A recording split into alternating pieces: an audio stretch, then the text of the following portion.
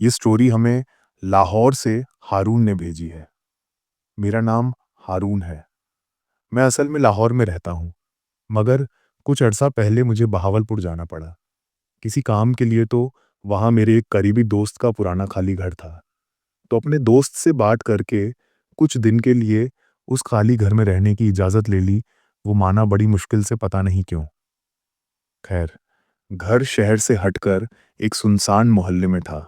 सामने रेत का बड़ा मैदान और दूर सिर्फ एक टूटी हुई दीवार जिस पर हमेशा कोई काला परिंदा बैठा नजर आता था। पहले दिन सब ठीक था, लेकिन पहली ही रात अजीब चीजें होने लगीं।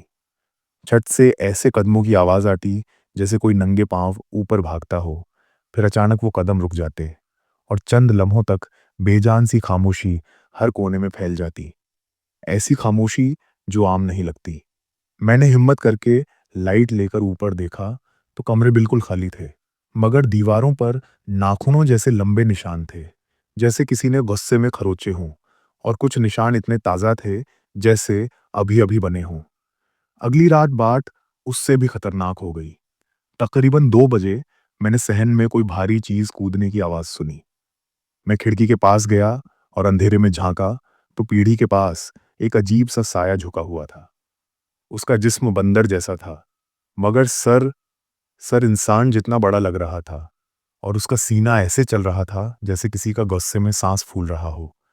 पूरे जिस्म पर लंबे काले भीगे हुए बाल थे जो हल्की हवा के साथ लटक रहे थे। उसने आहिस्ता अपना चेहरा उठाया तो 2 लाल आंखें सीधी मेरी तरफ टिक गईं। और वो आंखें बिल्कुल बेजान, बिल्कुल खाली, जैसे अंदर कुछ जिंदा नहीं, सिर्फ भूख हो। मैं पत्थर की तरह जम गया। वो चीज़ न भागी, न चीखी, बस बड़े सुकून से मुझे देखती रही, जैसे मुझसे कुछ कहना चाहती हो, जैसे कई रातों से मेरे कमरे तक आती रही हो। अगली सुबह मैंने मोहल्ले के एक बूढ़े आदमी से पूछा तो उसकी हालत बदल गई। उसने फौरन मुझे घर के अंदर आने का कहा, दरवाज़ा बंद किया और आहिस्ता आवाज़ में बताया, यहाँ बरसों पहले एक जिन बंदर की शक्ल में दिखाई देता था। कहने वाले कहते हैं कि उसे इस घर से बांधा हुआ था, पर कभी किसी को नुकसान नहीं पहुंचाया, अगर कोई उसके रास्ते में ना आए। उसकी आंखों में ऐसा खौफ था जैसे वो जिन उसे भी देख चुका हो। मैं घर आकर सारी खिड़कियां बंद करके बैठ गया, लेकिन डर बढ़ रहा था। तकरीबन रात के ठीक 12 बजे अचानक घर की सारी खिड़कियां और दरवाजे खुद ब खुद हिलने लगे, जैसे बाहर कोई तेज तूफान चल रहा हो। लेकिन बाहर रेत का मैदान बिल्कुल साकिन था। मैं दबे कदमों से कमरे की खिड़की के पास जाकर बाहर झांका तो सामने वाले वीरान मैदान में रेत आहिस्ता आहिस्ता ऊपर उठने लगी, जैसे किसी ने नीचे से उसे ढकेल कर बाहर निकाला हो। रेत फटकर एक लंबी काली चीज बाहर निकली, फिर दूसरी, फिर पूरा बदन। और मैंने पहली बार उसे पूरे कट के साथ देखा। वो जिन बंदर जैसा नहीं था, बल्कि बंदर से कहीं बड़ा, शायद 6.5 फुट का। उसके पांव उल्टे थे और चलते वक्त रेत में पीछे की तरफ अजीब गहरे निशान बनते जा रहे थे। वो न भाग रहा था, न हमला कर रहा था, बल्कि आहिस्ता आहिस्ता चलता हुआ सिर्फ घर के सामने आकर रुक गया। फिर उसने दोनों हाथ जमीन पर रखे, सर उठाया और एक ऐसी घुटी हुई कच्ची भारी आवाज निकाली जैसे किसी ने लोहे की जंजीर को नीम मर्दा जान पर रगड़ दिया हो। उसकी आंखें फिर आग की तरह लाल हुईं और वो बहुत आहिस्ता बोला, यहां से चले जाओ। ये सुनकर मेरा हलक सूख गया। मैंने खिड़की बंद कर दी, मगर लग रहा था जैसे वो अंधेरे के पार से भी मुझे देख सकता हो। फिर रात के ठीक 3 बजे कमरे के बाहर कुछ चलने की आवाज आई। फिर दीवार पर किसी ने जोर से हाथ मारा, जैसे पंजे घसीट कर चलाए गए हों। फिर किसी के हंसने की अजीब घुटी हुई आवाज निकली, जैसे गले में कोई सड़ा हुआ पानी भरा हो। मैं कपकपा गया।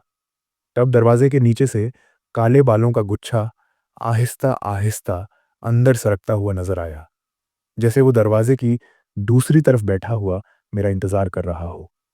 मैंने पीछे हटकर कुरान पढ़ना शुरू किया। ऊपर से किसी ने कमरे की छत पर दोनों हाथ मारे, इतने जोर से कि मिट्टी छत से झड़ने लगी, जैसे कोई रेंग कर उल्टा चल रहा हो। फिर एक जोरदार दहाड़ सुनाई दी, इतनी भारी कि पूरे घर की दीवारें हिल गईं और एकदम सब खामोश हो गया।